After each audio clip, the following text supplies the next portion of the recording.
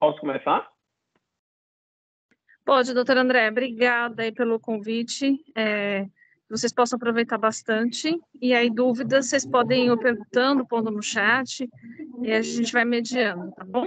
Obrigada. Tá bom. Pessoal, boa noite. Primeiro eu queria agradecer a Vivi, né, que ela tem conseguido deixar de forma mais constante e rotineira essas discussões nos mais diversos âmbitos, né, de especialidades, e que a oportunidade de videoconferência, eu acho que conseguiu aproximar e ter cada vez mais público.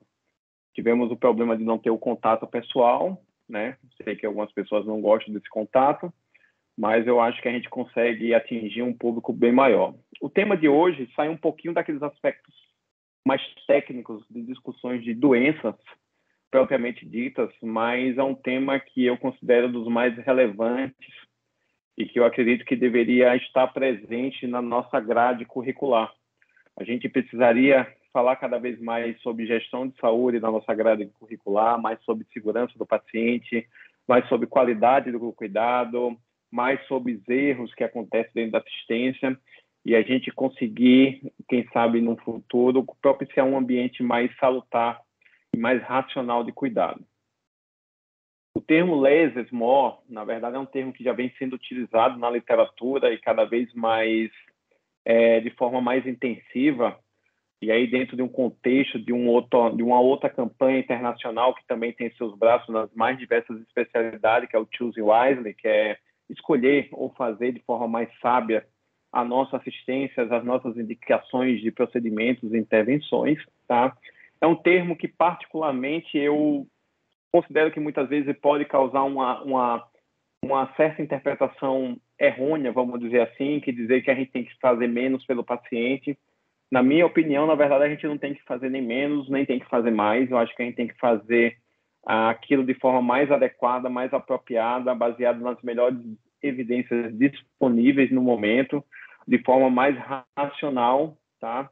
E dentro dessa racionalidade da nossa assistência vem um outro conceito que vem ganhando cada vez mais espaço, que é o conceito de assistência de alto valor, valor em cuidado de saúde, tá? Que é nada menos, se a gente pegar de uma maneira mais simplificada, até de uma maneira mais dispositiva, de forma mais simplificada, que é justamente valor em saúde, é a qualidade do cuidado que você está prestando, tá? Sobre o custo. Então, se eu tenho uma intervenção, um procedimento que vai trazer uma alta qualidade para o paciente, um alto benefícios em termos de evidência, com um custo menor, eu tenho um alto valor desse cuidado. E a qualidade da saúde, ele vai muito além das consequências, seja as consequências positivas. A experiência do paciente é algo que vem incrementando dentro das discussões quando a gente fala de segurança e qualidade. E lembre-se que os custos não são os custos apenas financeiros, os custos diretos, né? Custos indiretos, como os custos emocionais, custos sociais, eles devem ser agregados a esse tipo de conta, né? Então, o Less is More vem para a gente tentar justamente repensar a nossa assistência à saúde, né? Trazer uma assistência com alto valor assistencial e chargeando aqui, né? Algumas brincadeiras que tem na internet. Então, ontem eu fui curado pela minha doença, hoje à noite eu morri pelo meu médico ou pela minha assistência, né? Então, é algo que a gente vai ver nos próximos slides, como, na verdade, a nossa assistência pode causar malefício. Um outro conceito que eu acho que a gente tem que trazer, e muitas vezes a gente esquece, né, dos princípios éticos, bioéticos da medicina, os princípios de autonomia, de não maleficência, beneficência, justiça e equidade. Tem dois conceitos que não são conceitos que regem a nossa prática assistencial e muitas vezes a gente não lembra, ou na verdade não incorpora isso quando a gente está provendo assistência à saúde. Que é o princípio da beneficência, que é a obrigação ética de maximizar o benefício e minimizar o prejuízo, né? Isso realmente é valor de cuidado. E o princípio da não maleficência, que proíbe infligir dano deliberado ao paciente ou procedimentos que vão causar muito mais injúria do que benefício, tá? E um conceito que o professor Luiz Cláudio, né, quando ele tem no blog dele de medicina baseada em evidência, ele acaba comentando bastante que nós médicos, ou muitos de nós, e assim que a gente, na verdade, é ensinado na faculdade, a gente tem uma mentalidade do médico ativo. Então, é aquele pensamento, aquele mindset que a gente tem que sentir bem quando a gente indica um tratamento, seja benéfico ou não. A gente se sente bem quando está provendo alguma coisa, a gente é ativo na assistência ao paciente. Muitas vezes eu já vi, por diversas vezes, assim, como assim você está no plantão e não fez nada? Né? E muitas vezes, na verdade, o não fazer nada, o observar, é um cuidado muitas vezes mais valioso do que a gente ser ativo. E essa mentalidade, ela aceita mais facilmente evidências positivas do que evidências negativas. Então, se eu tenho evidências, mesmo que essas evidências sejam falhas ou de caráter, poder estatístico muito baixo, mesmo que essas evidências sejam positivas, a gente acaba aceitando mais do que evidências negativas.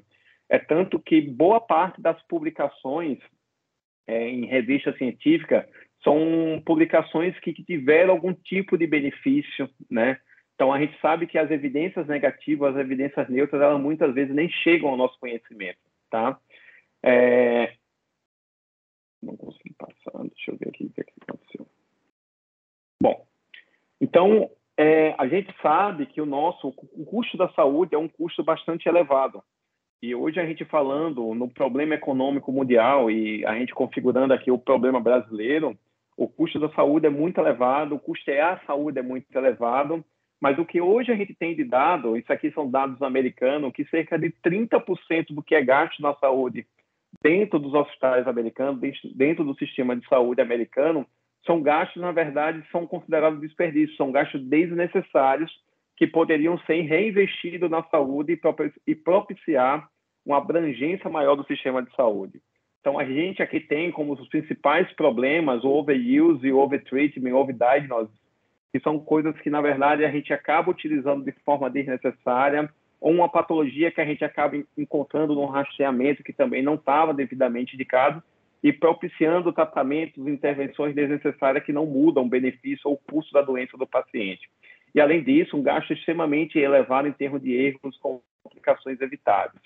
Então, isso são dados americanos, que se estima aqui no Brasil que até esse lixo possa até ser bem maior. Então, se a gente tem um sistema de saúde, a gente tem boa parte dos recursos, um terço ou um quarto desses recursos são considerados desperdícios ou uma prática inadequada, com baixo valor assistencial, a gente precisa, na verdade, incorporar isso no nosso raciocínio clínico para que a gente consiga, de forma mais adequada, propiciar um cuidado muito mais racional. Então, não é porque que a gente pode fazer, se tem disponível no nosso hospital, porque tem um dedímero no pronto-socorro, porque tem uma troponina, que eu vou estar solicitando ou fazendo de forma indiscriminada. A gente sabe que isso pode não trazer nem benefício e pode trazer malefício para o paciente.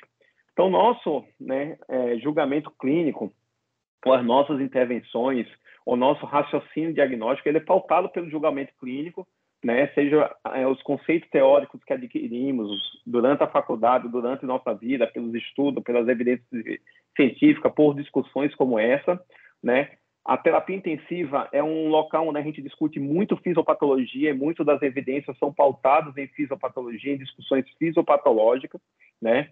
A gente tem a cardiologia, por exemplo, em que as evidências, ou o número de evidências, são muito mais abrangentes ou maiores, vamos dizer assim, e com o julgamento clínico e a fisiopatologia, a gente consegue fazer as intervenções.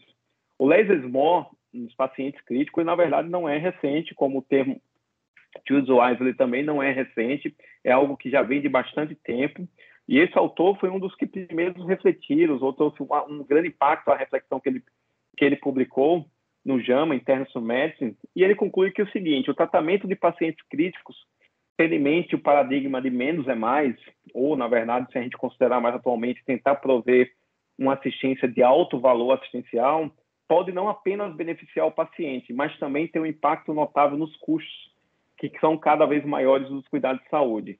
E a gente acabou de passar, ou está finalizando, espero que isso aconteça, uma pandemia em que os recursos ficaram cada vez mais críticos, e essas intervenções mais racionais realmente ficaram mais evidentes o quanto que a gente precisa melhorar a nossa assistência à saúde e pensar de forma mais racional e reflexiva.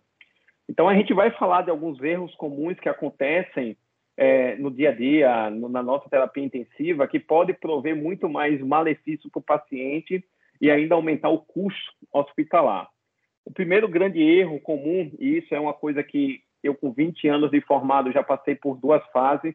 Eu já passei por essa fase, né, dos pacientes hipervolêmicos em terapia intensiva, em que a gente abusava, né, da terapia de fluidos. Os pacientes acabavam ficando anasacados, ganhando pesos de formas absurdas, porque a gente tentava tirar a noradrenalina ou as drogas vasoconstrictoras de forma através de fluidos, porque a gente tentava estimular o débito urinário através de fluidos. E o que a gente tem, na verdade, é que isso, na verdade, é um conceito já ultrapassado e, por vezes, ainda hoje, a gente não consegue, na maioria dos locais, ter esse pensamento um pouco mais reflexivo. Então, a terapia de fluido, na verdade, ela está presente em todos os passos, em todos os processos da terapia intensiva, né? Seja naquele paciente desidratado, que a gente vai fazer a reposição volêmica desse paciente, seja nos fluidos de manutenção dos distúrbios eletrolíticos, seja naqueles pacientes que têm choque hipovolêmico, choque hemorrágico, e naquela fase inicial a gente vai fazer reposição volêmica para restaurar a hemodinâmica. Na nutrição também, se a gente perceber a carga hídrica que tem no suporte nutricional, também é bastante intenso, né? E um dado que a gente precisa ter em mente é que a gente está dando fluidos por algum objetivo, e muitas vezes esse objetivo é ou fluidos de ressuscitação, no qual eu quero restabelecer o desequilíbrio entre oferta e consumo, ou fluidos de manutenção, onde eu quero estabelecer um suporte hídrico ou eletrolítico basal do paciente.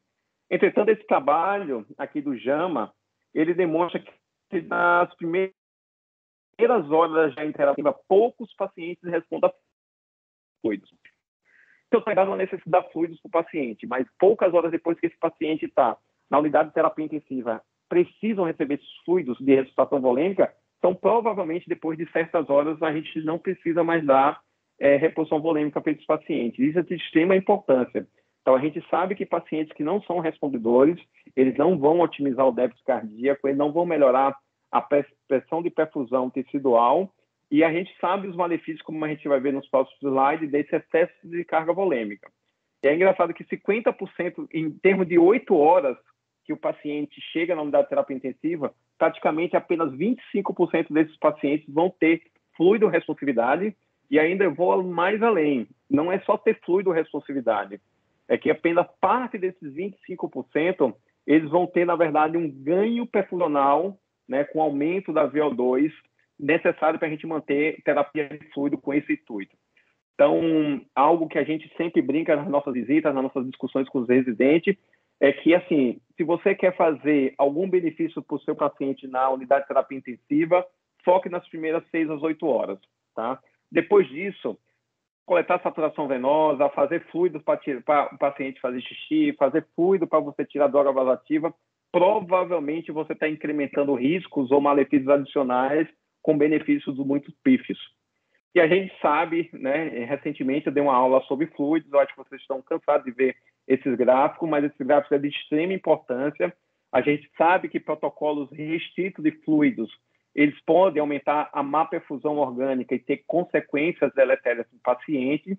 Entretanto, por outro lado, né, numa famosa curva em U, se você, na verdade, pegar pesado e ter uma ressuscitação volêmica intempestiva, promovendo balanço hídricos cada vez mais positivo para o paciente, eu também vou ter consequências deletérias para esse paciente. Então, hoje, talvez o grande dilema, a grande dificuldade do cuidado de paciente crítico, seja na unidade de terapia intensiva, seja no pronto-socorro, na unidade de internação ou até mesmo dentro do centro cirúrgico, é justamente você tentar definir qual é a quantidade de fluido ideal para cada tipo de paciente. E no gráfico aqui à direita, quanto mais grave o paciente, mais essa base do U, né, de mortalidade dessa curva U, ela fica mais estreita. Então, se você tiver um paciente eletivo, uma coloscopia eletiva, mesmo que você faça uma sobrecarga volêmica ou dê mais fluido para o paciente, ele tem um nicho de tolerância, de tolerabilidade muito maior. Mas à medida que esse paciente acaba se tornando mais grave, com disfunções orgânicas múltiplas, essa interface ela se torna mais estreita e a expertise de quem está conduzindo o paciente, ela precisa ser mais importante, tá? Então, aqui está todas as complicações da sobrecarga hídrica, né? E a gente sabe, a gente já teve aquela fase do que a gente chamava de boneco Michelin, né? Então, todas essas complicações realmente aconteciam. E além da sobrecarga hídrica orgânica, você pode ter esse edema periférico multiorgânico, coagulopatia dilucional, até anemia dilucional, e é interessante que a gente vai ver mais lá adiante o quanto que a gente provoca anemia nos pacientes críticos, além dos desbalanços hidroeletrolíticos. E um conceito que precisa ficar bem claro, e que vem dos pacientes cardiopatas mais graves, com disfunções ventriculares esquerda e principalmente disfunções ventriculares direita, é que o conceito de congestão renal. Muitas vezes a gente fica insistindo em paciente crítico, principalmente nas primeiras 24, 48 horas, muitas vezes 72 horas, né? Chega o plantonista, chega o médico diarista, vê aquele paciente com débito urinário reduzido, e a gente insiste, mesmo tendo nenhuma evidência de fluidoresponsividade ou nenhum sinal de hipovolemia daquele paciente, a gente insiste em dar o famoso volume, ou famoso soro, para a gente abrir o xixi, né? A gente sabe que quanto maior a pressão venosa central desses pacientes, menor vai ser a diferença entre a pressão na artéria renal e no sistema venoso renal, e provavelmente ainda eu vou contribuir para uma diminuição ou para uma lesão renal, uma injúria renal aguda, pelo que a gente chama de congestão renal, né? Então, a oligúria em paciente crítico ela é multifatorial, e a gente precisa muito bem entender, né, qual é o mecanismo fisiopatológico que está envolvido nessa diminuição do débito urinário, para a gente prover qual o tratamento mais adequado no momento mais adequado para o paciente. Então, na verdade, a gente pode ter hipovolemia naquelas primeiras horas, né? A gente pode ter estimulação hormonal por dor e náusea desse paciente, isso vai ativar toda uma cascata hormonal, seja do sistema renina-angiotensina-aldosterona, estimulação simpática e hormônio antidiurético, que é uma coisa que a gente fala muito pouco, mas nos pacientes críticos, nos pacientes pós-operatórios, há uma elevação do hormônio antidiurético que contribui de forma significante para a oligúria desses pacientes, e isso causa a insuficiência renal, além de que, na verdade, outros fatores envolvendo o paciente crítico, como sepse, nefotoxina, nefopatia induzida pelo medicamento, pode contribuir. Então, na verdade, o que se orienta é que, na verdade, é que pacientes oligúricos, principalmente naquelas primeiras 8 horas, que com o passar do tempo, a fluidorresponsividade desse paciente vai diminuindo, é que a gente consiga, nessas primeiras 6 a 8 horas, estabelecer e manter uma PAM, uma pressão de perfusão adequada para o paciente, e cuidado com aqueles pacientes mais hipertensos crônicos, que não têm níveis pressóricos controlados. A gente precisa, talvez, manter uma PAM, uma pressão arterial média mais elevada, estabelecer e adequar a volemia desse paciente. Mas se depois que o paciente está com a perfusão adequada, a volemia adequada, não adianta, não insiste. Esse é um dos maiores erros atuais em cuidado de paciente crítico, é a gente dar volume para 2 motivos: para tirar a droga vasoativa e para fazer o paciente urinar, né? Então, cada vez mais a gente está incrementando as consequências maléficas da sobrecarga hídrica sem ter o benefício. Muitas vezes, o paciente está sem fazer xixi não é por causa de hipovolemia, é por causa de toda essa ativação neurohormonal. E a gente precisa ter paciência para que essa neuroativação ela diminua e o paciente volte a ter um débito urinário mais adequado. Por fim, para a gente terminar em termos da sobrecarga hídrica, é um gráfico que também eu gosto sempre de trazer, que é a importância, né, principalmente desses fluidos e de medicações e de soro de manutenção tem na sobrecarga hídrica desses pacientes, né? Isso é importante a gente ver que quando a gente tem dificuldade de otimizar o balanço hídrico do paciente, a gente precisa rever medicações de diluições de medicação, quantidade de sedação que a gente está dando para o paciente, nutrição enteral. Isso faz quase 30% do balanço hídrico acumulado dos pacientes, tá? Em termos de eventos adversos, a gente sabe que o balanço hídrico, né, o excesso de balanço hídrico, ele acaba, como nessa coorte aqui de pacientes com sepsis, aumentando a mortalidade quando você tem balanço hídrico acumulado na primeira semana. Então, aqueles pacientes, ou em termos de sobreviventes, não sobreviventes da UTI, os pacientes com balanço hídrico acumulado na primeira semana, eles tinham uma maior mortalidade dos pacientes sépticos. E essa aqui é uma coorte brasileira que demonstrou que, nas primeiras 72 horas, pacientes que tinham balanços hídricos acumulado maior do que 1,5 litro, tinha, na verdade, 30% de mortalidade em relação àqueles pacientes que tinha um balanço menor do que 1,5 ou mesmo um balanço mais negativo, tá? Então, o que a gente tem é difícil a gente demonstrar verdade, né? Se eu não me engano, Catrine colocou no nosso grupo, e a gente até esqueceu de comentar esse artigo, que a estratégia restritiva poderia aumentar a disfunção renal nos pacientes pós-operatório, mas, Catrine, lembrar que esse trabalho ele pegou as primeiras 24 horas, que teoricamente é aquilo que a gente diz assim, se quer focar, foque no pós-operatório imediato. Mas a gente sabe que o balanço hídrico acumulado depois de 24 horas, principalmente na primeira semana, a gente tem evidência de piora da função pulmonar e aumento do dia de ventilação mecânica. Um outro problema que a gente tem visto e a gente tem cada vez mais dificuldade de contornar, é incrível, a gente tem discutido muito isso nas UTIs, que é a sedação excessiva, por mais que a gente tenha evidência que o adequado manejo de sedação em paciente crítico, ele diminui o delírio. A gente sabe que as recomendações já tem muito tempo com evidências substanciais que o uso de benzodiazepínico ele deve ser evitado, até porque aumenta o risco de delírio, aumenta o tempo de ventilação mecânica, né? E a gente sabe também que grande proporção dos pacientes de terapia intensiva, eles não precisam de sedação. Muitas vezes a analgesia apropriada, eles contemplariam um acoplamento paciente-ventilador de forma eficaz.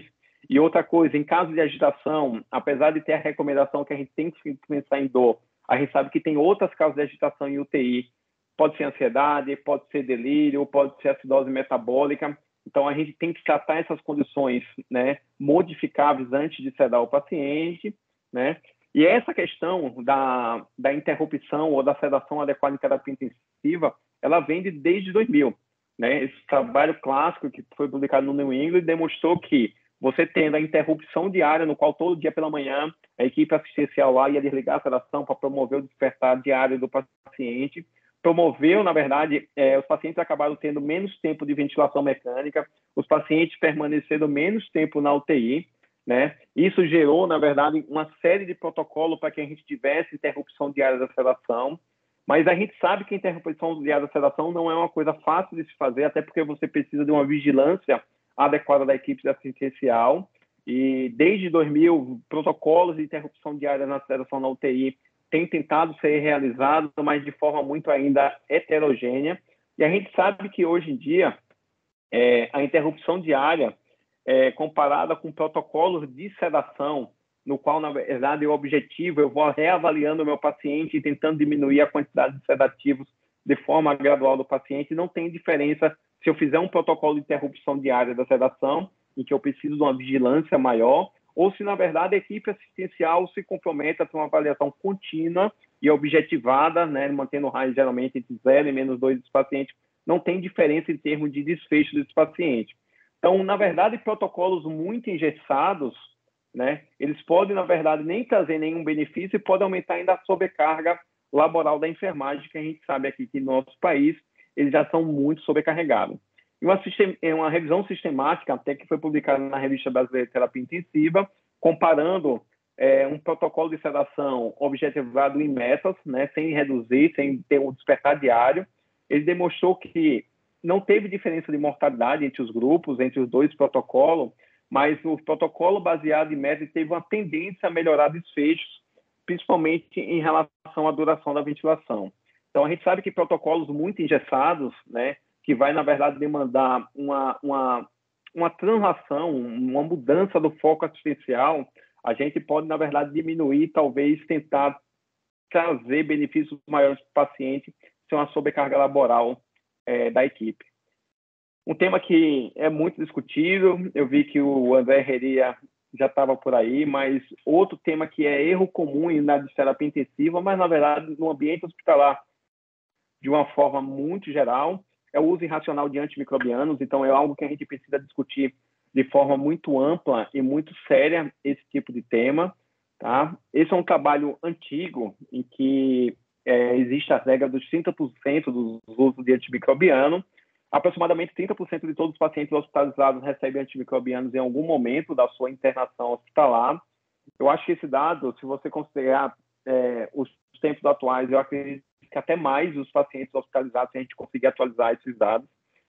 Hoje, isso é uma visão simplística minha do que eu estou observando, mas eu acho que muito mais pacientes acabam recebendo antibiótico de qualquer forma. Mais do que 30% dos antimicrobianos são prescritos de maneira inadequada, isso de forma comunitária. Então, quantas vezes você vê profissionais de saúde solicitando: doutor, bem, prescreva aqui um antibiótico para minha dor de garganta. O bom é que, com a minha cara de mal, muitas vezes as pessoas nem vêm mais me procurar por causa disso, mas a gente sabe que até os próprios profissionais de saúde utilizam antimicrobiano de forma inadequada. Até 30% de toda a profilaxia cirúrgica é inadequada, e quando eu falo inadequada, não é só o uso de antimicrobiano, é por tempo, é por dose, né? É por momento adequado da profilaxia cirúrgica. O uso de antimicrobiano corresponde a 30% dos custos das farmácias hospitalares. Eu acho que também, comparando com aquele primeiro item, eu acho que esses dados precisam ser revistos. Eu acho que até o percentual pode ser até maior. E é possível economizar até 10% e 30% dos custos farmacêuticos com o programa de racionalização de antimicrobiano, tá? Então, a gente sabe que os antimicrobianos são uma preocupação que vem crescendo cada vez mais.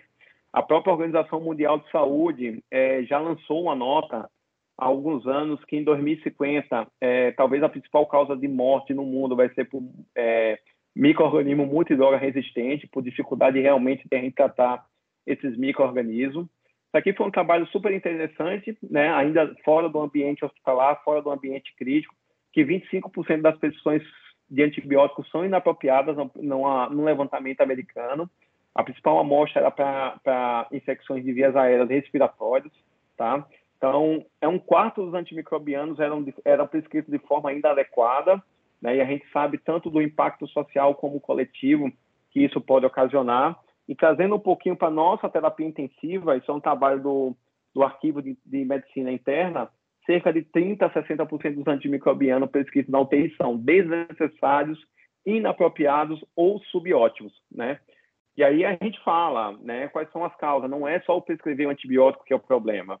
A duração da terapia, que é mais do que o necessário. Hoje é uma tendência cada vez maior da gente encurtar, né, o tempo de terapia antimicrobiana, sem prejudicar, né, a assistência ou a qualidade da assistência, né? Boa parte também era por síndrome não infecciosa e bacteriana. É incrível como a gente perdeu o respeito por antimicrobiano. Assim, é sério isso. Assim, o paciente não pode internar que alguém vai encontrar algum motivo para estar prescrevendo pelo menos uma ceftriaxona, tá? Tratamento de colonização, a gente basear o tratamento apenas em cultura, né? A gente vê uma cultura positiva e a gente quer tratar, e antibióticos de forma redundante. E de onde vem essa necessidade ou essa intempestividade, vamos dizer assim, de você estar prescrevendo antibiótico de forma inadequada? Eu acho que talvez o grande diferencial ou a grande linha tênue que separou essa intempestividade e a gente está usando antibiótico cada vez mais de forma mais precoce, de forma mais intensa, esse trabalho do Kumar, né, de 2006, em que em pacientes com choque séptico, e aí parece que as pessoas só lê a conclusão e não conseguem, na verdade, interpretar de forma adequada aquela evidência e trazer isso para a sua prática. Em pacientes com choque séptico, havia um incremento de mortalidade de 7,4% ou próximo disso por cada hora de atraso de antibiótico, né? Então, esse trabalho talvez tenha sido o grande divisor de água para a gente estar usando e recomendando, né, antibiótico de forma cada vez mais precoce. O que as pessoas não entendem é que, na verdade, esses benefícios, primeiro, quase ninguém conseguiu reproduzir esses dados do Kumar, né? A gente sabe que entrar com antibiótico de forma precoce naqueles pacientes mais graves realmente pode fazer a diferença, tá? Existe a recomendação de entrar com terapia antimicrobiana precoce pelo Survive Sepsis Campaign, mas o que acontecia tanto no Survive Sepsis Campaign de 2012, então, que a gente tinha a definição antiga de sepsis, que a gente tinha a definição de CIS, sepsis, sepsis grave, choque séptico, quanto a definição mais atual, a partir do sepsis 3, em que a gente tirou o sepsis grave e ficou só o sepsis, choque séptico, ele já recomendava o uso de antimicrobiano dentro da primeira hora, de forma mais precocemente possível, naqueles pacientes mais graves. Se a gente pegasse a definição no Survive Sepsis Campaign, que ele culminou para dar as orientações de 2012, ele orientava, na verdade, o uso de antimicrobiano de forma mais intempestiva naqueles pacientes com sepsis grave ou seja, era de pacientes que tinham infecção com disfunções orgânicas. E se a gente considerar as novas atualizações com o sepsis 3,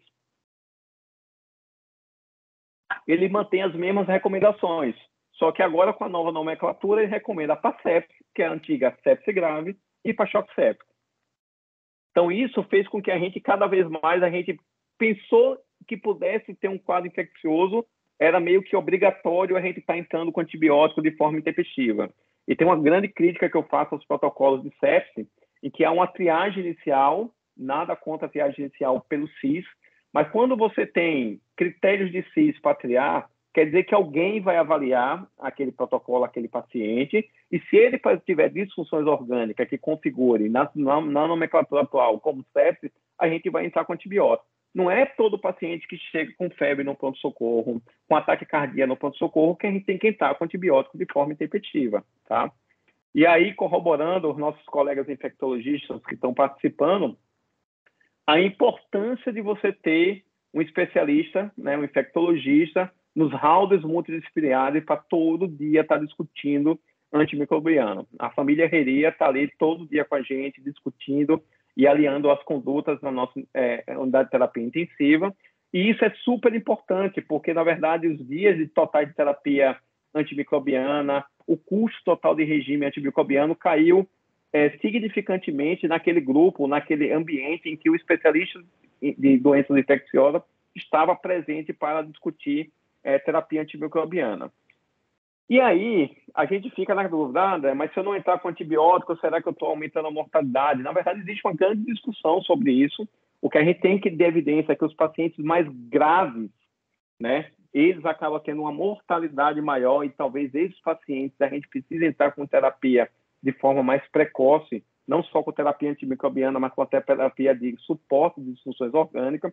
Mas isso é um trabalho super interessante, porque ele pegou pacientes com suspeita de infecção, não pacientes que tinham sepsis ou choque séptico, ou, na verdade, na época que foi feito esse artigo, era a definição anterior.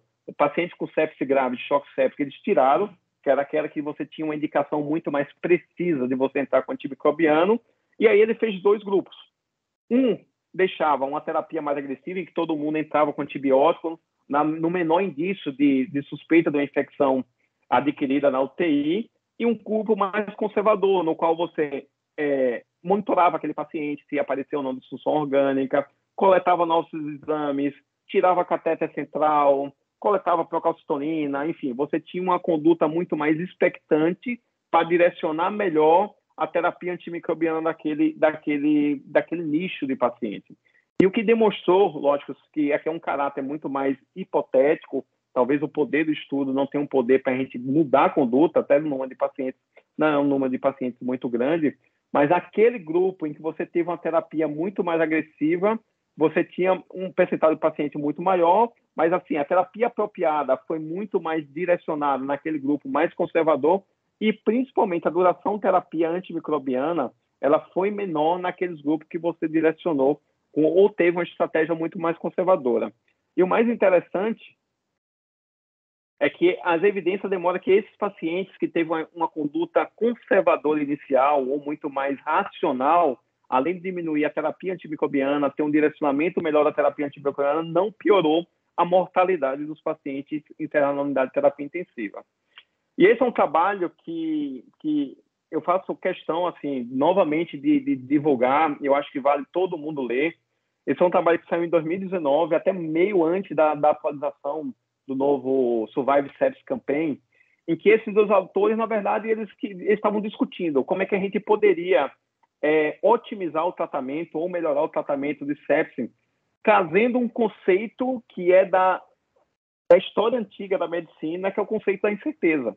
É incrível como a gente acha que a nossa assistência ela é dual, ela é maniqueísta, existe certo ou errado, e a gente não consegue incorporar a incerteza ou a probabilidade na nossa reflexão assistencial. E aí, se por um lado, uma terapia adequada, né, de um paciente com sepsis ou choque séptico reduz as mortes evitáveis, por outro lado, a gente tem um excesso de uso antimicrobiano que a gente tem que se preocupar. E ele tem uma frase, ele tem uma parte do texto dele que ele coloca o seguinte: em contraste com outros tratamentos, onde os riscos e benefícios são experimentados pelo paciente em nível individual, os antimicrobianos carregam o risco social e populacional da resistência antimicrobiana. Então, não posso, né, dentro daqueles princípios bioéticos, aceitar apenas que a autonomia do cirurgião, a autonomia do médico plantonista, do pronto-socorro, a gente precisa incorporar que não é um problema individual daquele médico com relação com aquele paciente específico. Há um problema muito mais coletivo, um risco social populacional, que a gente precisa realmente discutir e intervir de forma mais eficaz. E o que ele propõe, na verdade, é coisa que a gente já discute ou tenta discutir no dia a dia. A gente precisa, na verdade, de duas reflexões, de duas incertezas, de duas probabilidades. A gravidade da doença, porque foi nesse nicho de paciente de mais grave contexto clínico que eu tenho maiores ou melhores benefícios em termos de evidências científicas disponíveis, e a probabilidade de infecção. Né? Eu não posso achar que um paciente que chegue com dor torácica, dispneia, tem uma troponina aumentada, mas fez febre, a probabilidade de infecção é tão baixa, eu tenho que estar entrando com antibiótico para esse paciente. Né? Então, eu preciso ver a probabilidade de infecção desse paciente. Então, se eu tenho um paciente que tem uma probabilidade de infecção pela história clínica, né, por todo o raciocínio fisiopatológico e pela a nossa propedêutica armática, demonstrando que tem uma alta probabilidade de infecção e tem, na verdade, sinais de disfunções orgânicas, choque, acidose, alteração mental, ou seja, disfunções orgânicas presenciais, esse sim é um paciente que eu tenho que entrar com antibiótico empírico dentro de 1 hora, né? Então, é um paciente com uma probabilidade de infecção bacteriana elevada, associado a uma gravidade, ou seja, disfunções orgânicas elevadas. Baixa probabilidade de infecção e tem uma gravidade, nem parece até que a gente está falando, nossa, isso não acontece.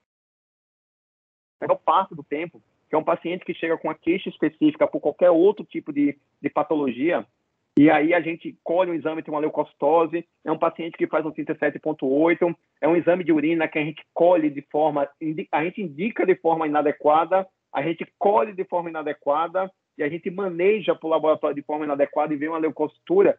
Se esse paciente tem uma probabilidade de infecção bacteriana baixa e o risco, ou seja, se eu conseguir avaliar de forma adequada os sinais de disfunções orgânicas para esse paciente, eu preciso, na verdade, buscar de forma mais agressiva, eu preciso monitorar esse paciente para confirmar ou descartar se aquele paciente tem um processo infeccioso. Não é entrando com antibiótico de forma indiscriminada que eu vou trazer benefício para esse paciente, tá? E outra coisa, só para finalizar essa parte de infecção, a gente já tinha comentado anteriormente, cada vez mais a gente tem diminuído, né, ou fazendo less is more, diminuído o tempo de antimicrobiano, só como questão histórica, se alguém sabe aqui por que a gente usa antibiótico por 7, 14, 21 dias, por incrível que pareça, é porque eram os dias da semana e é assim que o pessoal contava. Antigamente o pessoal fazia antibiótico, vamos fazer por 1 semana, por 2 semanas, por 3 semanas. Não tem nenhum tipo racional de evidência científica, que a gente sabe hoje que infecções não complicadas e na dependência da resposta do paciente, a gente pode encurtar o tempo de terapia antimicrobiana sem prejudicar os desfechos clínicos do paciente, tá? E a gente sabe que os de antimicrobiano, o pessoal da infectologia está aí, sabe que tem os seus desafios, né? A gente tem todo um nicho de questões que a gente precisa resolver, que a gravidade da infecção das condições clínicas dos pacientes exclui ou posterga a retirada dos antimicrobianos. É incrível, aquele paciente grave, ele teve uma dor torácica, ele está chocado por um choque cardiogênico, foi para a angioplastia, ficou com fração de ejeção de 30%, está usando dobuta, mas esse paciente, em algum momento, vai ter antibiótico, mesmo você tendo todas as características que carregam uma disfunção cardiovascular para esse paciente. O processo decisório frequentemente envolve profissionais com expertise limitada. Por incrível que pareça, parece que até essa é uma frase minha, mas não é minha, essa frase agressiva. É um texto que saiu no Crítico Qualquer de 2014. E uma vez até discuti com um colega na unidade de terapia intensiva e ele disse assim, você parece que acha que a gente não sabe usar antibiótico. E eu respondi, realmente a gente não sabe usar antibiótico. Isso é claramente fácil se a gente perceber a nossa assistência no dia a dia. E outra é uma dificuldade em garantir a qualidade do cuidado do paciente crítico 24/7, né? Como demonstrei no trabalho, que a presença do especialista em doenças infecciosas é extremamente importante para a gente fazer esse stewardship, esse gerenciamento de antimicrobiano. Então, o uso de antimicrobiano, né, apropriado está associado à redução de processos alérgicos, redução de toxicidade, redução de infecção por Clostridium difficile e redução, principalmente hoje, que é o grande problema, que na verdade ficou cada vez mais evidente na pandemia, né, com aumento de infecções por multiresistente, aumento de infecções fúngicas, devido ao uso indiscriminado de antimicrobianos e corticoides na pandemia. Acho que toda vez que eu mexo aqui não consigo passar. Partindo para o próximo tópico, eu não vou também me estender, até porque a gente teve uma aula recente de profilaxia por lesão aguda de mucosa gástrica, mas é algo que é feito de forma indiscriminada na terapia intensiva. A gente sabe que o sangramento importante gastrointestinal num paciente crítico não é um evento tão comum, tá? E quando eu falo em sangramento importante, se eu pego a definição que são demonstradas nos estudos científicos, é uma queda de 2 pontos ou uma instabilidade hemodinâmica que necessite de vasoconstrictores. Muitas vezes os desfechos não levam à morte. A gente vê aqui que o sangramento gastrointestinal não está associado ao aumento de mortalidade, tá? Então, a gente sabe que o benefício já é limítrofe, porque a incidência de eventos adversos é baixa, a mortalidade ainda é muito pouca em relação a esse grupo de pacientes. Só que a gente tem, por um lado, um benefício que é questionável em termos da prevenção de sangramento do trato gastrointestinal, mas a gente sabe que tem estudos observacionais, cohortes observacionais, que demonstram que essa terapia de forma indiscriminada não traz benefício e pode trazer malefícios para pacientes, como aumento da pneumonia nosocomial, infecção por Clostridium e ainda interações medicamentosas, trombocitopenia e outras patologias. Aqui é só uma recomendação do UpToDate em relação das principais indicações para prevenção de lesão aguda da mucosa gástrica, tá? Isso eu também não vou entrar em detalhe, até porque foi discutido recentemente. E se vocês perceberem nessa aula todos os erros comuns ou problemas assistenciais que a gente tem na terapia intensiva, recentemente a gente teve aulas em relação a isso. A gente teve aula, né, com os Herrerias sobre o uso racional de antimicrobiano. A gente teve aula de ressuscitação volêmica. A gente teve aula de sedação com leite-flávio. A gente já teve aula de profilaxia para LANG. Então, na verdade, o que a gente precisa é colocar em prática aquilo que a gente está discutindo e aprendendo no dia a dia. E se a gente tem que deixar 2 fatores que realmente a gente precisa ficar de olho e fazer uma profilaxia adequada, é naqueles pacientes com ventilação mecânica acima de 48 horas ou aqueles pacientes que têm distúrbio da coagulação, algum tipo de coagulopatia, que possa aumentar o risco de sangramento desses pacientes. Transfusões de hemocomponentes e hemoderivados de forma indiscriminada é outra causa não só de problemas relacionados ao paciente de eventos adversos, mas também do aumento do custo hospitalares. Há alguns anos eu entrei numa discussão aleatória aí, eu vi uma campanha da Hemose aqui, de Sergipe, para tentar trazer a população para transfundir, ou para, na verdade, captar mais, né? Fazer doações de sangue, porque estava naqueles períodos de feriado e havia um estoque muito baixo. E aí foi na época que eu fui justamente fazer uma revisão de como a gente está utilizando os hemocomponentes hemoderivados. A gente sabe que hemocomponente hemodderivado tem um alto custo, a gente sabe que é escasso, muitas vezes a gente está precisando de forma emergencial com um paciente específico e a gente tem uma dificuldade de conseguir esses hemocomponentes hemoderivados, e o que eu descobri que é em torno de 30% a 40% desses hemocomponentes hemoderivados são utilizados de formas inadequadas, né? E isso, na verdade, se você voltando para aquilo que a gente chama de desperdício de saúde, a gente poderia muito bem ter um estoque muito maior, em termos de hemocomponente e hemoderivado, e a gente poderia ainda reduzir o custo relacionado a isso. E os trabalhos são antigos, a gente sabe desde o final da década de 90, desde a época que eu estava na faculdade, que uma estratégia mais restritiva de hemocomponente, né, em pacientes críticos, ele tinha, se você não conseguia, talvez, demonstrar uma diferença significante em termos estatísticos, em termos de mortalidade, mas a gente sabe que é uma abertura de curva em relação à estratégia restritiva e à estratégia liberal de transfusão sanguínea, e a gente sabe dos efeitos adversos que isso pode ocasionar.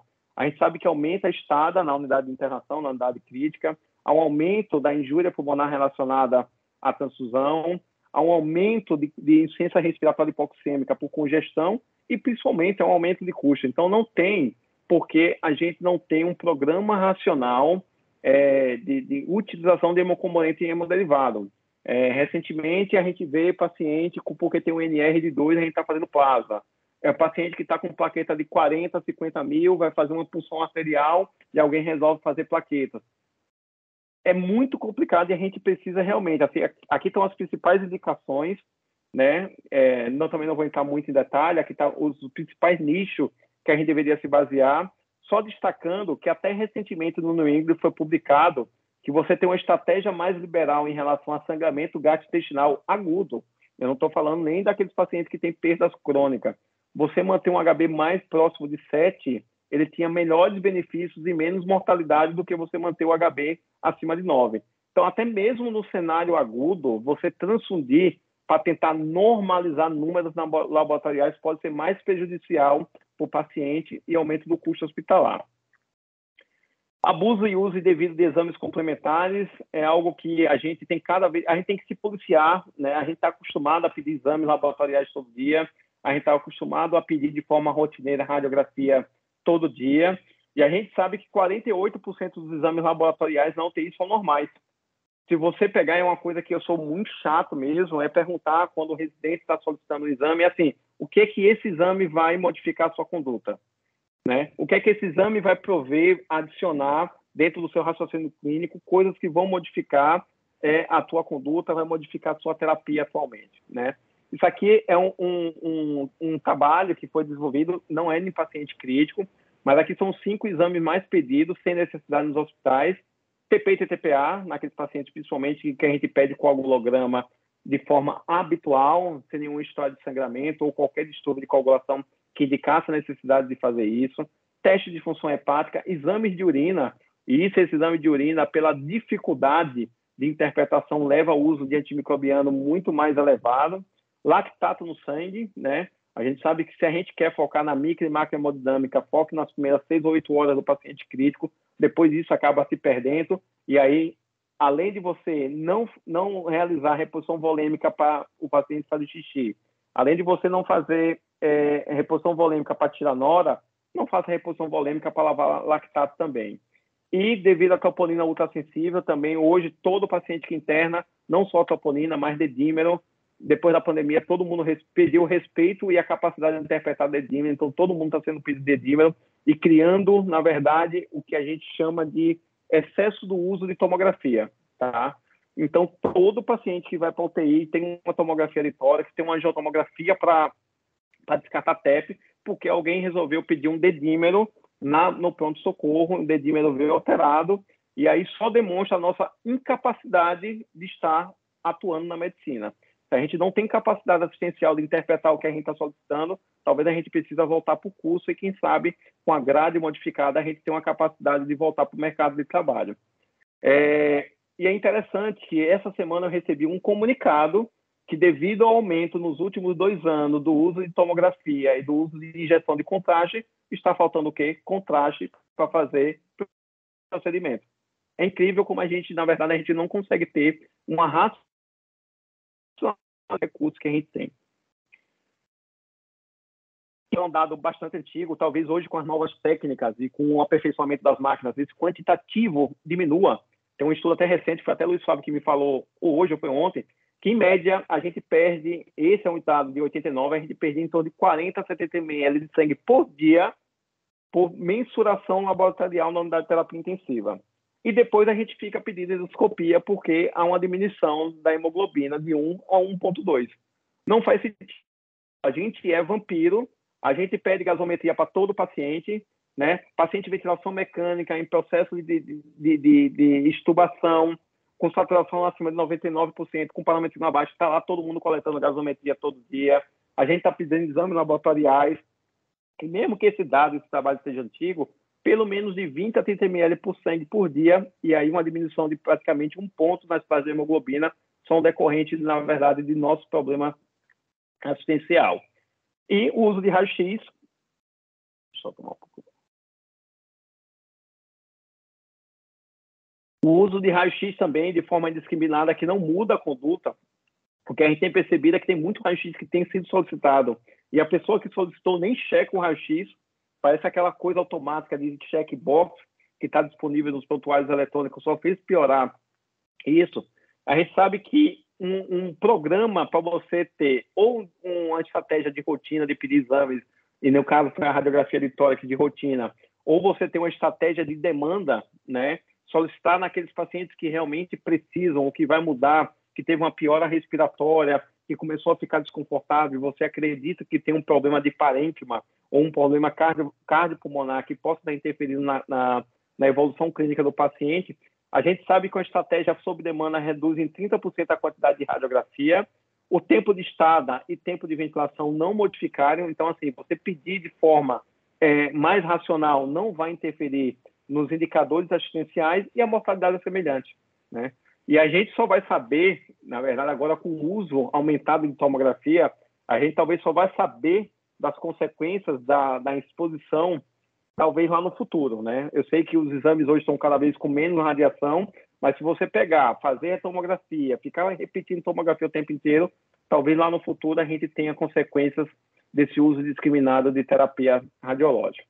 O monitoramento invasivo, né? A gente tem duas evidências, nenhum tipo de monitorização invasiva, seja as mais invasivas, como os catéteres de artéria pulmonar, os Swan-Ganz, ou os catéteres minimamente invasivos, né? FlowTrack, Evemil, nenhum deles conseguiu demonstrar diminuição de desfechos duros, principalmente mortalidade dos pacientes críticos. Esse aqui talvez é um estudo famoso que os residentes e agentes da terapia intensiva a gente precisa conhecer, que é o estudo PECMAN, que alguns autores consideraram como o que bateu o martelo na morte dos catéteres de Swan-Ganz, o que eu tenho, na verdade, uma certa ressalva em termos dessa intempestividade, mas isso é uma discussão para outro momento, em que demonstrou que o uso do catéter de Swan-Ganz não tinha nenhuma evidência clara de benefício ou malefício, na verdade, é inerte, né, nos manejos de pacientes criticamente doentes. Eu acho que talvez existe aí uma discussão em termos de indicação e naquelas pessoas que estão analisando, né, as variáveis que estão ali disponíveis. E outra coisa, não adianta deixar esses catéteres mais do que 8, 12 horas, porque a complexidade da interação fisiológica do corpo humano vai muito além da capacidade de prever qualquer tipo dessas variáveis.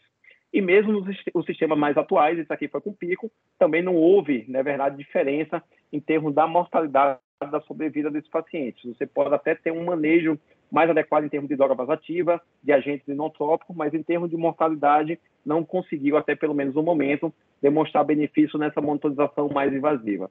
Talvez a monitorização invasiva vai facilitar o seu manejo, mas primeiramente, antes disso, a gente precisa ter uma pessoa que pense e utilizar da maneira mais adequada esse tipo de recurso. A mobilização do paciente, tá? A gente tem uma certa restrição ainda, uma certa dificuldade em muitos locais. Paciente que infartou, né, não pode caminhar, paciente de ventilação mecânica não pode dar banho, paciente com droga vasoativa não pode mudar de decúbito. E a gente sabe que a mobilização do paciente pode não ter evidências em termos de diminuição de mortalidade, mas a gente sabe, por diversos trabalhos, aqui são alguns que eu coloquei para caso alguém queira ler e estudar, a mobilização do paciente é segura, a mobilização diminui o tempo de ventilação mecânica, isso é extremamente importante, né? A gente tem uma tendência a querer apenas os desfechos duros, mortalidade do paciente, mas a gente sabe que diminuição do tempo de ventilação mecânica, diminuição do estado de UTI, pode ser eventos, né, importantes para a gente ter evidências na terapia intensiva, melhora o status de mobilidade, melhora a força muscular, tá, dos pacientes. Recentemente, eu não coloquei aqui, até porque eu não pedi a aprovação do paciente, apesar que não mostrava o vídeo. A gente, numa unidade de terapia intensiva aqui no estado, a gente colocou um paciente sob ventilação mecânica, que tinha um problema que a gente não conseguia extubar, tá? Mas caminhando na unidade de terapia intensiva. E quando eu sugeri que a gente poderia caminhar com aquele paciente, era uma coisa tão nova, entre aspas, né?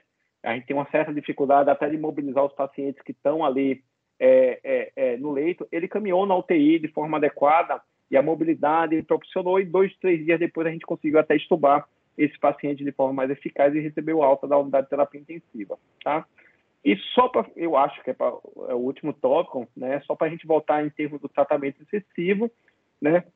A campanha Choosing Wisely, que é aquela de você fazer escolhas de forma mais sábia, né? Já recomendo algum tempo, algumas ordens ou algumas recomendações de você não fazer em terapia intensiva, e é mais ou menos o que a gente acabou revisando aqui. Não fazer prescrições de exames regulares a cada dia para o paciente, não transfundir concentrado em hemácia em paciente estável e ter talvez um limiar em torno de 7 para o paciente de terapia intensiva, não utilizar a nutrição parenteral de forma precoce, principalmente nos primeiros 7 dias, e é incrível como tem ainda hospital utilizando assim, de forma inadequada a nutrição parenteral, principalmente hospital falido, e ainda utilizando nutrição parenteral que é extremamente caro, não utilizar sedação muito profunda, e é difícil, incrível como é difícil, mesmo a gente tendo protocolo, mesmo a gente tendo treinamento, mesmo a gente tendo aula, o quanto que é difícil essa complacência no dia a dia. Então, a gente tem que pensar forma. Esses últimos 2 meses, a gente pegou um nicho de pacientes numa unidade de terapia intensiva e a gente tentou, não é um estudo, mas assim, tentou ficar mais em cima, né? Tem um médico fixo, tem um médico diarista, e a gente é muito chato em relação a tentar seguir aquilo que tem na literatura. A gente não está inventando nada. Então, a gente está diminuindo o uso de opioide, a gente praticamente não está usando benzodiazepínico, a gente está todo dia ali mexendo, todo dia e a cada turno mexendo na quantidade de analgésico sedativo, e aparentemente a quantidade de paciente que a gente estudou foi muito maior nesses 2 meses. Então, assim, se a gente quer diminuir a taxa eu tenho um conceito muito bem claro. Não existe pneumonia associada à ventilação mecânica se o paciente não tiver ventilação mecânica, né? E a gente pode elevar a cabeceira, a gente pode cuidar da higienização da boca, a gente pode fazer profilaxia palanque, a gente pode deixar o filtro numa posição vertical para evitar acúmulo de líquido, mas se a gente não se preocupar com o grau de sedação e com o uso de medicamentos que pode propiciar mais delírio ou mais tempo de ventilação, a gente vai continuar com taxa de ventilação mecânica cada vez mais elevada. Aqui é só um resumo da quantidade de evidências, né, que a gente fazendo menos nesses últimos 10 anos não, nesses últimos 20 anos, pelo menos, o quanto que evidências apareceram que a gente fazer menos em terapia intensiva pode trazer benefício. Então, a gente hoje ventila com menor volume, com menor pressão de platô. A gente hoje tem, pelo menos, as recomendações de fazer menos concentrados hemocomponentes hemoderivados. A gente hoje utiliza cada vez menos monitorização invasiva ou quando utiliza de forma muito mais pontual e retirando essa monitorização invasiva antes que a gente fique tratando o número e traga mais prejuízo para o paciente. A gente utiliza menos fluidos, a gente utiliza menos controle glicêmico. Lembre que na aula do Flávio ele dizia que lá em 2000 tinha um controle glicêmico entre 80 e 110. A gente sabe que estudos posteriores àqueles demonstraram que essa estratégia mais rigorosa pode trazer mais prejuízo. A gente tenta, né, a gente talvez não consiga, utilizar menos antibiótico, a gente utiliza menos sedação na UTI, a gente utiliza menos corticoide, a gente utiliza menos raio-x, agora pior, agora está utilizando mais tomografia. Eu não sei para onde esse tipo de conduta a gente vai. A demonstração que menos oxigênio para o paciente, talvez não traga malefício para o paciente, não teve diferença de mortalidade, mas não traga malefício. A gente sabe que o oxigênio é uma terapia extremamente cara no sistema de saúde. A gente, na verdade, tem feito menos terapia ou indicando precocemente menos terapia renal substitutiva. A gente sabe que profilaxia de lesão de mucosa gástrica não é indicada em todo mundo, né? Então, tem uma série, tem até, na verdade, estudos recentes demonstraram que você ter um protocolo ou utilização diária de clorexidina pode fazer até um aumento de seleção antimicrobiana por multiresistente. Então, tem uma série de aspectos na nossa conduta assistencial que durante os anos a gente foi indo num patamar cada vez mais invasivo, cada vez tentando trazer para metas supranormais em termos de terapia, tendo aquela mentalidade do médico ativo de ter que fazer terapia de forma intempestiva no paciente da UTI, e a gente, nas evidências mais recentes, talvez a gente precisa saber o momento certo de agir, na forma mais precoce de agir, e nos outros dias eu até brinco com os residentes, o momento que eu tenho mais trabalho, vamos dizer assim, num paciente crítico é no primeiro dia. Nos outros dias, se você tem que estar modificando sua prescrição, se você tem que estar solicitando exames todo dia, provavelmente a sua avaliação e a sua conduta nas primeiras 6 horas do paciente foi de maneira inadequada. Não tem sentido você estar trocando antibiótico com 24, 48 horas. Não tem sentido se você não fez uma avaliação adequada, você está pedindo exame no segundo, terceiro dia. Não tem sentido de você estar mudando sua prescrição Se você teve um raciocínio adequado, você está mudando essa pressão todo dia. Então, se você tem a necessidade de estar tocando, solicitando, indicando procedimentos diariamente num paciente de terapia intensiva, provavelmente o seu raciocínio diagnóstico inicial foi de forma incompleta e inadequada. E esse overuse, assim, em termos de a gente discutir o que a gente poderia fazer, né, acho que avaliar frequentemente nossas metas e tentar trazer as evidências para o que a gente está fazendo atualmente, né? Tomar cuidado é uma coisa que eu gosto também de falar. Não acredite em mim, não acredite em ninguém. Vá atrás do que você está ouvindo e tente estudar e trazer a informação para a sua prática.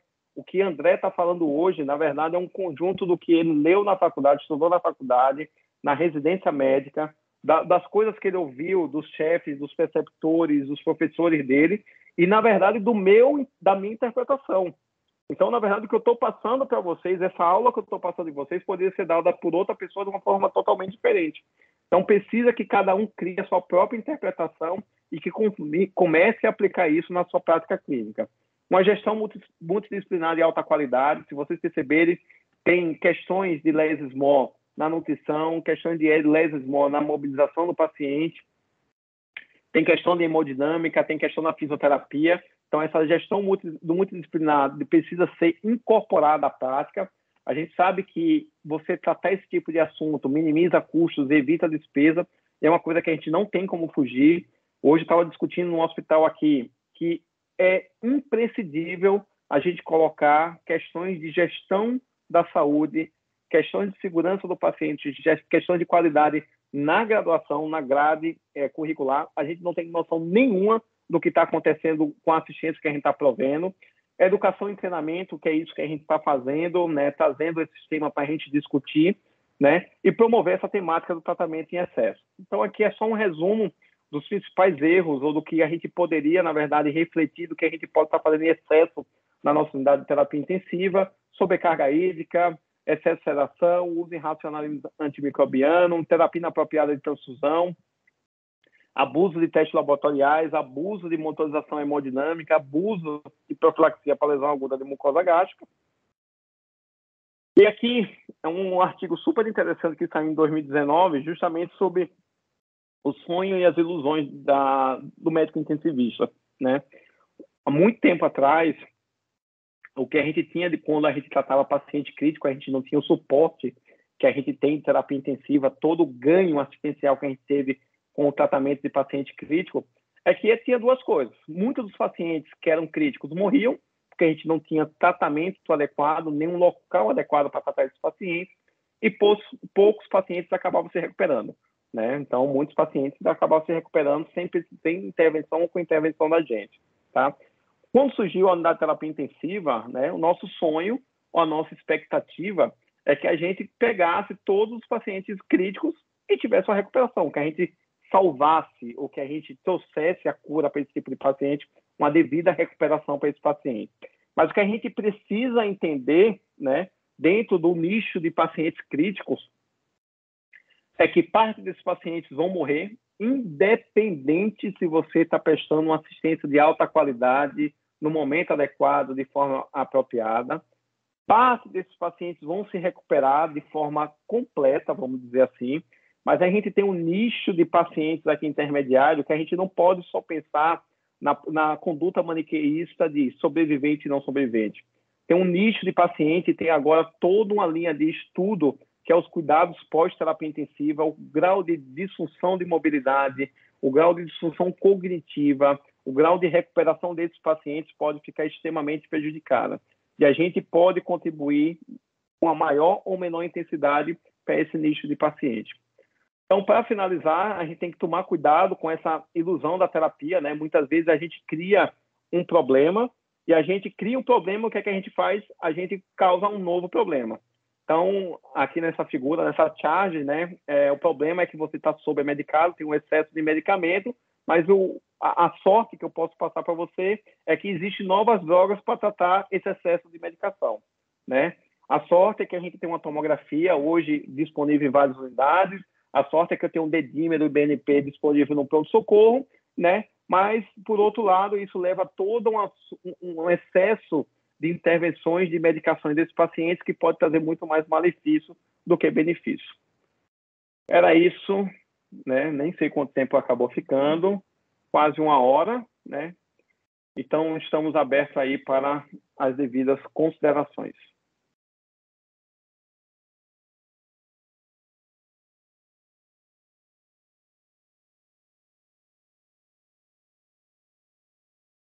Hello?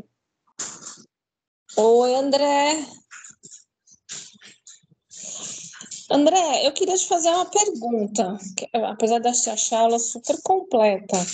Mas quando você fala sobre o protocolo de delírio, você trouxe duas abordagens do protocolo de delírio. E uma delas me parece que foi mais efetiva. Eu não sei, assim, eu achei que foi muito rápido. Se você puder trazer isso para mim, porque eu fiquei curiosa. Você falou que os protocolos mais engessados, eles tendem a não funcionar tanto e acabar sobrecarregando a equipe assistencial. E aí eu não sei se eu Vivi, na acompanhei a verdade sua não foi linha de protocolo de raciocínio, delírio, se foi muito rápido. foi protocolo de sedação, na verdade. A gente sabe que utilizar menos sedação, a gente tem benefício em tempo, principalmente de diminuição de delírio, principalmente quando a gente usa menos benzodiazepínico, e em tempo de você tentar tirar esse paciente da ventilação mecânica. E nos anos 2000 teve esse protocolo que era muito mais engessado, vamos dizer assim, que é o protocolo de suspensão diária. Eu posso chegar ali, suspender a sedação do paciente, esse era o protocolo, mas no protocolo do estudo original existia uma enfermeira para cada leito. Então, eu vou dizer, às 6 horas da manhã eu vou suspender a sedação. E a enfermeira vai ficar na frente do leito. Se o paciente agitar, ela vai ter a intervenção dela e o paciente agitando eu ia voltar com 50% da sedação. E a gente tentou fazer isso, só que dentro da realidade brasileira, a gente hoje tem, na maioria dos hospitais, uma enfermeira para cada 10 leitos. Então, a gente não consegue ter, talvez, essa vigilância adequada. O que o tempo demonstrou é que talvez eu não precisasse desse protocolo tão engessado. Se durante o meu dia eu conseguisse contemplar, nas minhas avaliações diárias, um protocolo que eu conseguisse reduzir de forma gradual, objetivando metas de nível de sedação, talvez um RAIS 0 a -2, eu consigo ter os mesmos benefícios da intervenção diária sem ter, na verdade, uma sobrecarga laboral daqueles pacientes. Delírio é uma coisa muito difícil de tratar em UTI, até porque a gente não tem, talvez, tratamento específico, a gente tem tratamento para a agitação do paciente, que é diferente de delírio, né? A gente tem formas de tentar diminuir a incidência ou prevenir delírio. Como? Primeiro tem as terapias não farmacológicas, que é você deixar o paciente com os familiares, que é você deixar o paciente com óculos, os óculos com aparelho auditivo, que é você promover um adequado ciclo sono-vigília do paciente, né? Hoje, se você pegar as UTIs mais modernas, você tem, na verdade, grandes vidros ou grandes janelas em que o paciente, durante o dia, consegue ver o que está acontecendo lá fora do hospital, né? Muitas vezes a gente acaba tratando as consequências. E do que a gente pode, de terapia farmacológica, tentar intervir, é justamente tentar diminuir a quantidade de analgesia e sedação que a gente acaba utilizando de forma muito mais abusiva, vamos dizer assim, na unidade de terapia intensiva. Entendi. Então, na verdade, assim, pegaram um protocolo, tentaram fazer uma adaptação, só que com uma realidade de dimensionamento de equipe que não era a mesma do estudo, né? E aí talvez fazer uma leitura, uma adaptação melhor pudesse ser mais efetivo para você conseguir aquele resultado que mostrou o estudo. Interessante. Exato. A gente tem que tomar muito cuidado que os protocolos de estudos, eles são muito fechado para obter aquele resultado, nada contra. Mas a gente tem que saber, muitas vezes, como é que a gente vai fazer essa adaptação do estudo para a nossa realidade. Acho que a Alexandre levantou a mão. Ou o Luiz Flávio, não sei quem foi. Fui eu. Ô, André, parabéns pela aula. Obrigado, Alexandre. Tem uma pergunta aí. Veja, as UTIs, de uma forma geral, elas são muito barulhentas, né? Eu costumo dizer que você quer causar estresse num paciente, você bota ele na UTI. Existe algum protocolo de redução de barulho, luminosidade, para o paciente ter um ciclo de sono e vigília mais adequado na UTI? Aqui em Aracaju eu não vejo, talvez, essa preocupação, né? Com barulho e com luminosidade na UTI.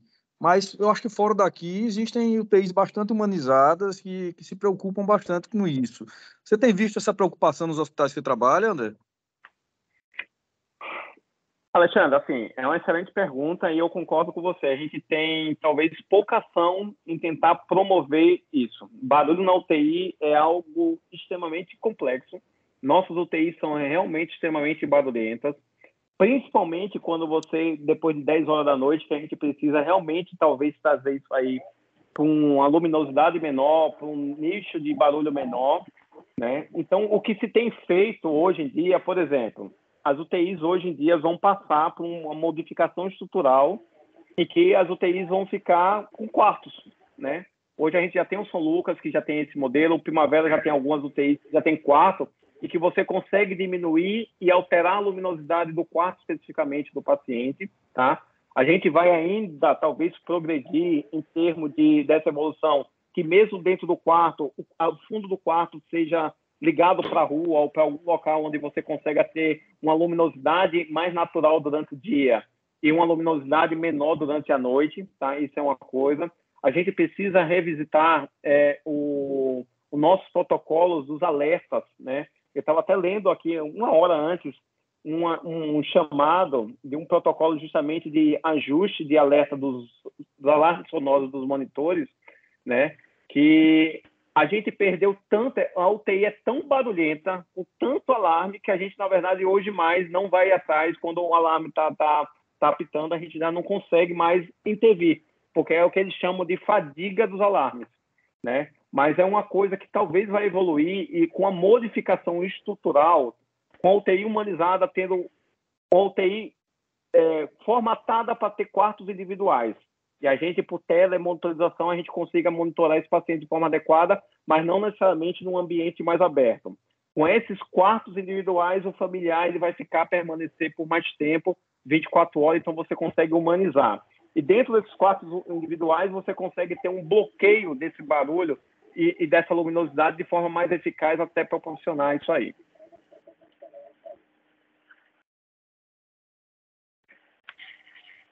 Alexandre. Opa, estou ouvindo.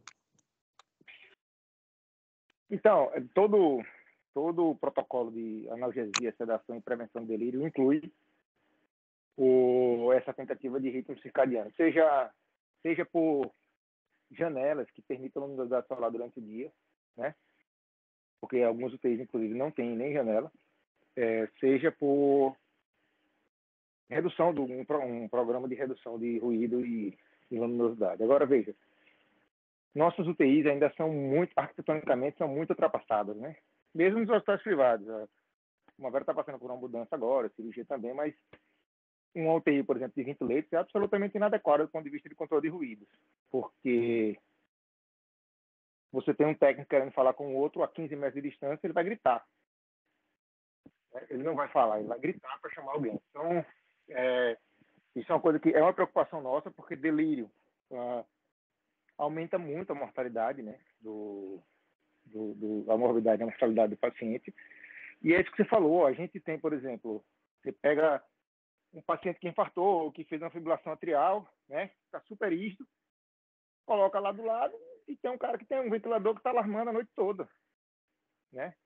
E aí não aconteceu isso com a gente, né? Uma avó de 85 anos entrou por uma fibrilação atrial já revertida e delirou à noite. Então, essa sim é uma preocupação, mas assim, a própria estrutura arquitetônica, até da gente controlar a luminosidade da UTI, às vezes, por incrível que pareça, até a distribuição dos interruptores ela é inadequada.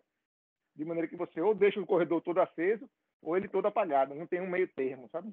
Isso tem sido uma preocupação já da arquitetura mais hospitalar mais moderna e já está mudando. Agora, vejam, voltando à questão que Vivi perguntou do protocolo, Vivi, uma das grandes dificuldades que a gente tem de todo o protocolo é a adesão, né?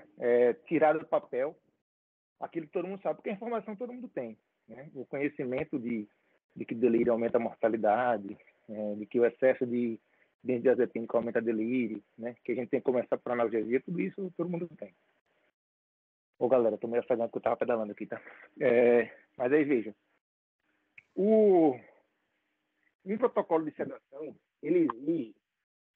O primeiro passo é uma meta bem estabelecida, né? Então, assim, quanto que eu quero de sedação para esse paciente? Qual é o nível de consciência que eu quero que ele fique durante as 24 horas? Essa é uma das coisas mais difíceis da gente conseguir, porque eu peço para começar a analgesia, aí a enfermeira fala assim, para começar com quanto? E aí eu falo 5 ml hora, 10 ml hora, sabe? E, na verdade, não deveria ser assim. Deveria ser assim, olha, a meta de sedação para ele é um RAS -2. Vai começando aí, vai avaliando. Entende? Então, é esse tipo de cultura que a gente precisa mudar.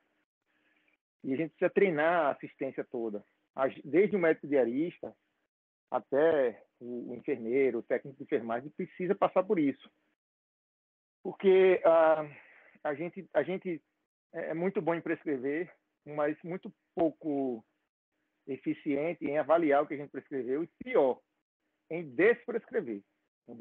Então, ainda hoje, passando visita na UTI Cardio, amanhã já vou cobrar, não sei se a Ana está assistindo aí, mas amanhã já vou cobrar.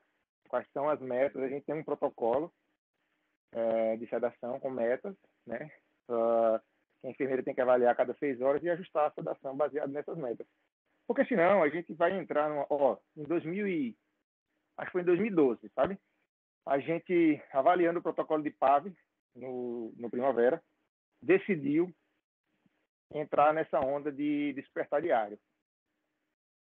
E eu quase apanho, eu era coordenador da UTI, eu acho, não sei se foi 2010, 2011, não sei, mas eu era coordenador da UTI, eu quase apanho da enfermagem e dos fisioterapeutas, porque é o seguinte, estava estabelecido, 6 horas da manhã desliga a sedação de todo mundo, daqueles que podiam, né, que tinham programação para desmame. E aí o que acontecia? Todos os ventiladores começavam a alarmar, todos os pacientes começavam a morder tubo, a querer pular da cama. Então, era um protocolo que a gente não tinha nenhuma condição de aplicar, entendeu? Então, às vezes, a gente tem uma evidência muito bonita, né? E essas evidências elas são mutáveis, por isso que, às vezes, as pessoas vocês estão inventando moda. A ciência é assim, né? Na verdade de hoje, amanhã já não é mais. Mas a gente tem que acompanhar. A gente tem que tentar acompanhar. Então, esse protocolo de desmame, ele já não inclui mais o despertar diário. Ele pode trazer mais risco. Mas uma sedação baseada em metas, com a menor dose possível de sedativos analgésicos. E aí, a enfermeira tem que saber qual é a minha meta, né? A enfermeira tem que saber qual é a minha meta. Isso a gente só consegue na visita múltipla e com um protocolo bem estabelecido. Outra coisa, semana passada aconteceu também comigo. Eu cheguei a passar a visita, tinha um paciente que estava com sangramento um pouquinho aumentado na UTI e a plantonista prescreveu um concentrado de plaquetas. Estão ouvindo? Estão ouvindo? Sim. Alô? Então, Sim. a plantonista tinha prescrito um concentrado de plaquetas. E eu não vi. Mas quando eu cheguei, quando eu estava avaliando o paciente, eu vi que o sangramento já estava reduzindo e tal, e não tinha indicação do concentrado de plaquetas. E chegou o concentrado de plaquetas. E eu não deixei administrar. Bom, naturalmente, isso gera um desconforto imenso, né? Porque, primeiro, é um prejuízo. Né? Um concentrado de plaquetas tem um custo. Ele só é de graça para o doador, né? Mas tem um custo de processamento, o hospital precisa pagar, né? Tudo aquilo vai entrar na conta do hospital. E um custo social também, porque alguém doou um sangue e aquela plaqueta não vai servir mais para ninguém. Mas, independente disso, a gente não pode administrar um hemoderivado porque já está pronto. Eu já vi muitas vezes isso acontecendo. E eventos adversos com hemoderivados, eles são raros, mas eles são graves quando acontecem. Então, a gente tem que colocar o paciente no centro também dessas decisões e pensar, né? Ser menos intempestivo. Dá tempo. A gente trabalha com protocolo com pós-operatório de cirurgia cardíaca, a gente vê que é um desespero muito grande para controlar o sangramento. Então, sai chutando para todo canto. Plaqueta, fibrinogênio, antigamente era plasma, né? Agora plaqueta, fibrinogênio, TDAVP, transamin, não sei o quê, tudo ao mesmo tempo. Tem que dar tempo de o organismo se recuperar, né? E voltar para a sua homeostase. Então, Acho que a gente tem que ser mais observador, menos intempestivo e focar mais no paciente, né? Sem excesso. Beleza, tem alguém levantando a mão, eu vou parar de falar. Boa noite, sou eu. André, excelente Fala, aula, Roberto. uma vez. Veja, a minha dúvida é talvez um pouco mais em relação a essa quantidade de exame, essa quantidade de coisas que a gente faz com o paciente. Uma das coisas que eu tenho assim meio que observado é que eu não sou tão velho assim, mas também já tenho alguns anos de estrada. E uma das coisas que eu vi é que no passado a gente tinha menos especialistas. E hoje, por exemplo, um doente que está na terapia intensiva, qualquer alteração de um determinado órgão, você tem um especialista para tomar conta. Aí vem um especialista e diz, não, mas eu preciso disso. E nem sempre é a história que está acompanhando o doente. Eu tenho visto muito doente que interna por uma patologia, mas é porque o doente é cardiopata ou porque o doente tem uma doença coronária, e aí sai investigando tudo como aquilo que você diz. Muitas vezes o doente não vai, ou aquilo não vai mudar a conduta em relação ao motivo do internamento do doente. A minha pergunta é o seguinte: como é que você vê essa questão das especialidades, né, interferindo muito em relação a uma determinada conduta de um paciente em terapia intensiva? Porque, como eu lhe falei, assim, a minha angústia é que eu vejo, às vezes, o doente com uma doença, tratando uma doença, mas ele tem outras patologias. E na hora se chama todo mundo. E todo mundo dá uma opinião. E todo mundo quer fazer um tratamento.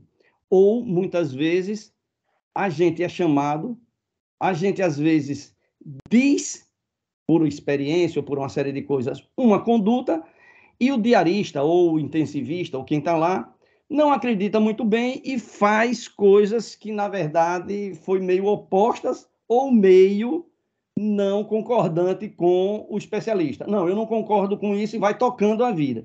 Então, você acha que isso também não acaba contribuindo no excesso de exame, no excesso de tratamento desnecessário? Veja aí.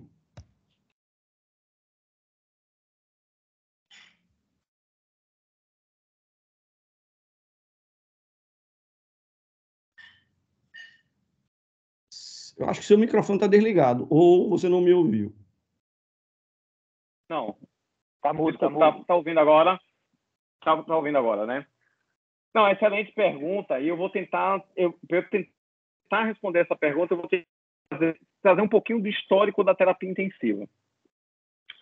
Antigamente, a unidade de terapia intensiva, quando foi criada, esse mês se completou 50 anos da unidade de terapia intensiva do Einstein.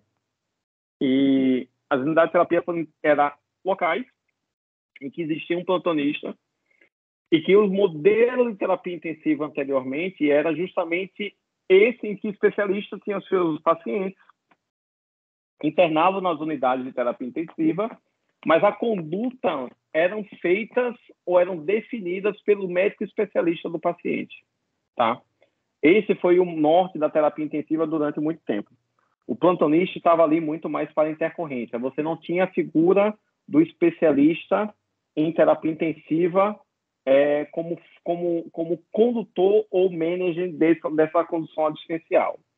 Só que isso foi mudando com o decorrer do tempo e tem algo que eu brinco muito com os residentes. O que é o cardiologista? O cardiologista é aquele médico de doença do sistema cardiovascular. O que é o nefrologista?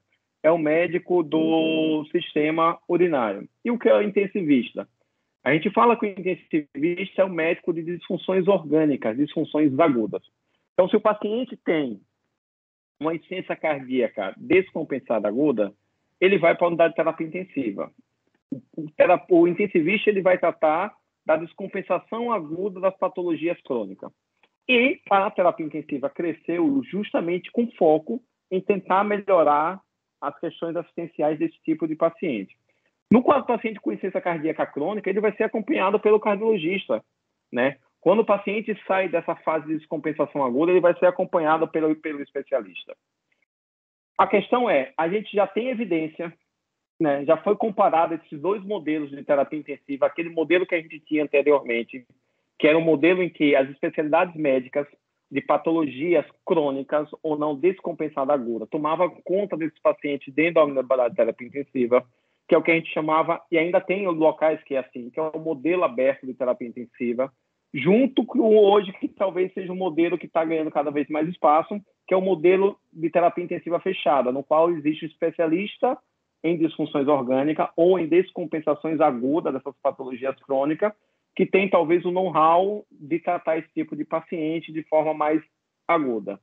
E existe diferença. Então, na verdade, o modelo fechado, que é esse modelo mais moderno, ele tem melhores benefícios em termos de mortalidade, em termos de condição assistencial, do que aquele modelo mais aberto.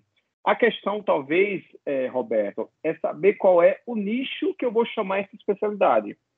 Talvez, por exemplo, a descompensação aguda de alguma patologia, uma patologia cardíaca, naquele nicho mais inicial de suporte inotrópico e coisa, talvez ali você consiga conduzir na terapia intensiva. A gente teve uma paciente que a gente conduziu durante 3 meses, a gente foi para o RAT Team, a gente precisou da condução do especialista de uma forma mais geral, a gente levou para os cardiologistas, discutimos e reajustamos. Mas aquele tratamento inicial na fase mais aguda, talvez, né, e tem evidência talvez suportando esse tipo de modelo, que é o que a gente chama de UTI fechada, que o modelo de UTI fechada com especialista em terapia intensiva, ele provê melhores condições assistenciais do que aquele modelo mais aberto, né? Vários especialistas, ele podem, na verdade, trazer até um certo tipo de confusão. A questão talvez não seja especialista demais. Eu acho que eu, como médico intensivista, eu posso ter o suporte do nefrologista, eu posso ter o suporte do cirurgião cardíaco, eu posso ter o suporte enfim, de qualquer outro, do pneumologista, mas a questão que talvez precisa ser pontuada é que a assistência do paciente ele precisa ser centralizada em uma pessoa.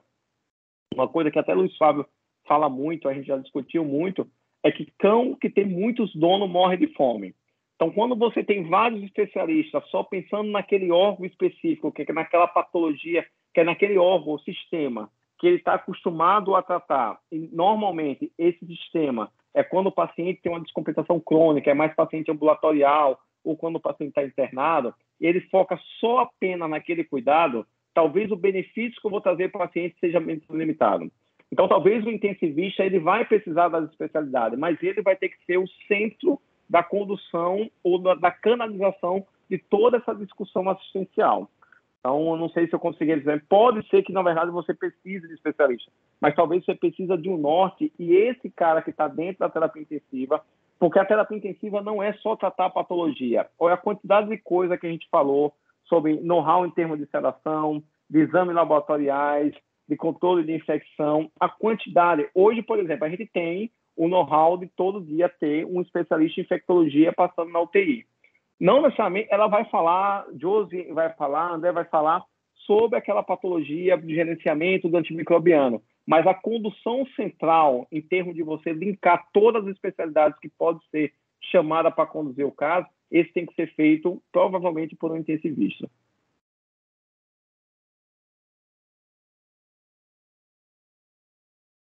Eu vou participar dessa pergunta de Roberto aí,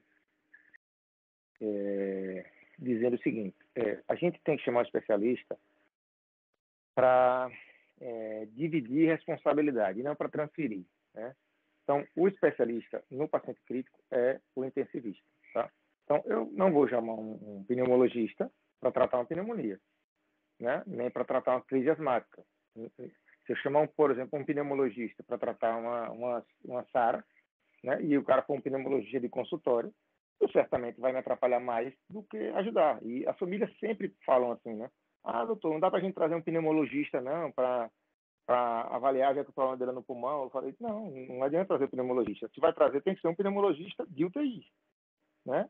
Que são poucos. Então, é a mesma história. Se a gente começa, o paciente veio, mas ele tem, de doença de base, ele tem uma doença hematológica. Ok.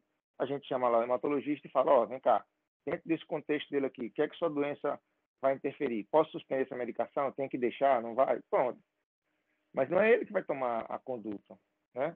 Então, a grande vantagem de você centralizar uma UTI, transformar uma UTI numa UTI fechada, centralizada no especialista em doente crítico, é você justamente tirar esses penduricários todos, porque fica muita gente, né, e nenhum dono, né? Igual, às vezes, no hospital público aqui, que o cara chega lá atropelado por um trem, e aí você passa e tem no prontuário alta da ortopedia, alta da cirurgia, alta da neurocirurgia, e o paciente está de alta de todo mundo, e quem é que vai tomar conta do paciente?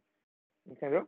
Então, acaba o paciente ficando sem dono. A finalidade da terapia intensiva, né, sendo na assistência horizontal do diarista, é diminuir justamente esses penduricalhos, né, sair pedindo, por exemplo, a visita do infectologista diária na UTI, ela é muito mais para definir e dar segurança a gente nas discussões sobre o uso racional de antibióticos, né, do que propriamente diagnóstico das coisas que são banais ou corriqueiras. Claro, se a gente tem lá uma suspeita de uma pneumonia fúngica, né, é claro que o infectologista, né, vai entrar. Se é um paciente com AIDS complicado, claro que o infectologista é imprescindível nesse contexto.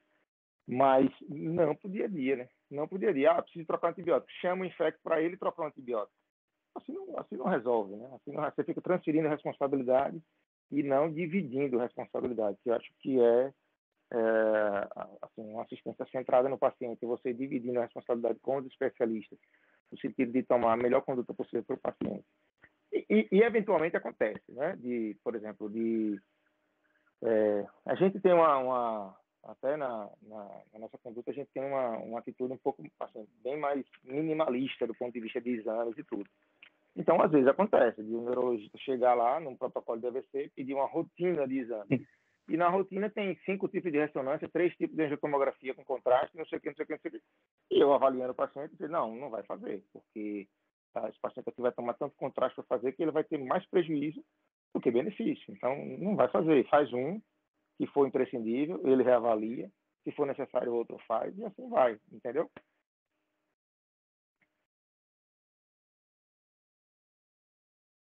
Era isso. Boa noite. Valeu, obrigado.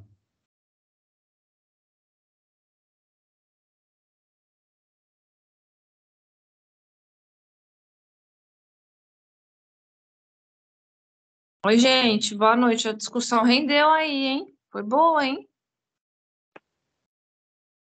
Vivi, é um tema muito, muito importante, na verdade, para a gente, a cada dia, refletir sobre isso. Essas discussões, elas precisam ser disseminadas mesmo, né? Então, Sim, é uma coisa que, se deixar, a gente fica um simpósio inteiro falando sobre isso. adoro. Bora fazer. Brincadeira. Você não dá ideia E que a gente faz. aproveitando que os residentes não fizeram perguntas, amanhã serão perguntados. Muito bem. Boa, Luiz Flávio. Boa. Deus da perseguição.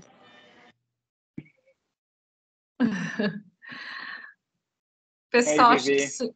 acho que se não temos mais nenhuma colocação, nenhuma dúvida, acho que a gente pode descansar, jantar para quem não jantou, para quem já jantou e descansar, é isso aí. André, obrigada. Pessoal, muito obrigada. Doutor Luiz Flávio, muito obrigada por estar aqui com a gente. Enfim, todo mundo que esteve, que eu não consigo ver todo mundo aqui, mas obrigada, viu, pessoal? Bom descanso para vocês e até a próxima. Boa noite, pessoal. Foi ótima aula. Boa noite. Boa Tchau, noite, tchau. pessoal. Obrigado.